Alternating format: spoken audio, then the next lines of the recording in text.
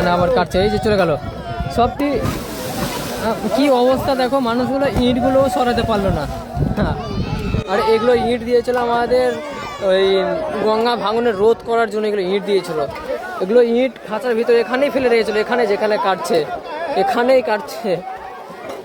মানে মা গঙ্গাও বলছে এ জল পড়বে জল পড়বে জল পড়বে, এই তো জল সব দিকেই কাটছে। এই ইঁটগুলো সরাতে পারলো না, একবারে সরাতে পারলো না।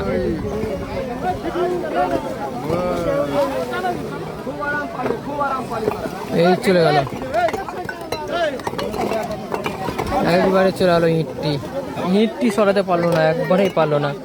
আমাদের সরকার থেকে এই ইঁটগুলো দিয়েছিল কি এই বাঁশের খাঁচার ভিতরে ফেলে এই গঙ্গা নদীটা থামবে, বাট এখানে ফেলে রেখেছিল আপনাদের সামনে, এই এই এই এই জায়গাগুলোতে ফেলে রেখেছিল।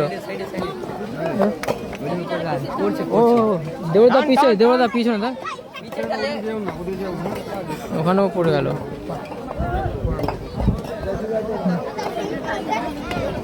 ওখানেও পড়ছে আবার এখানেও পড়ছে ইঁট, শুধু ইঁটটা নিয়ে পুরোটা বসে গেল। মানে কি এখানেও পড়ছে ওখানেও পড়ছে, একবারে বলার নাই, এখানেও পড়ছে এখানেও পড়ছে।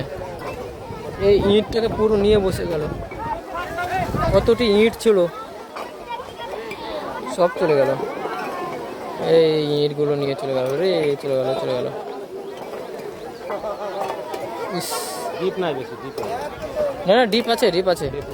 হ্যাঁ, এখানে মানে মাটি ছিল আর একবার জলের ভিতরে কাটছিল, একটু ভুল করে দিল ওখানে। এগুলো এখানে বস্তা দেওয়া ছিল, বাট বস্তা কোনো কাজে আসলো না, সব বস্তা চলে গেল।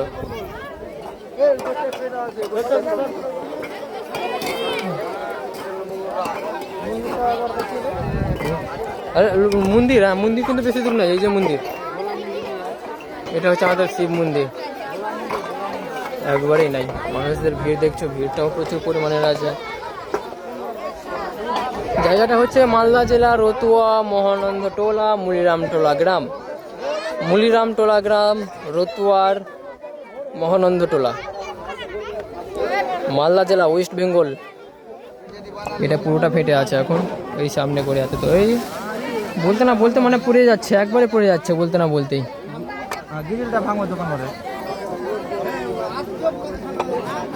যদি বেশি ভাঙন হয় তাহলে আমাদের এই রাস্তাটা নিয়ে নেবে, সামনে এখানে একটা রাস্তা আছে, ওই যে ওখানে রাস্তা আছে, রাস্তাটা নিয়ে নেবে যদি প্রচুর পরিমাণে কাটে। তো যেমন কি এগুলো ফেটিয়ে রেখেছে, পুরোটা ফেটে আছে।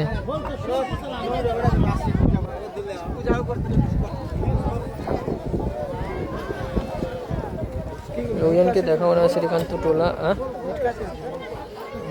বজরংবলী মন্দির পরে গেছে। শ্রীকান্ত টোলাতে কোনো বজরংবলী মন্দির নাই আছে, শ্রীকান্ত টোলাতে কোনো বজরংবলী মন্দির নেই। মুলিরাম টোলায় আছে দুটো, ওটি এখন পড়েনি।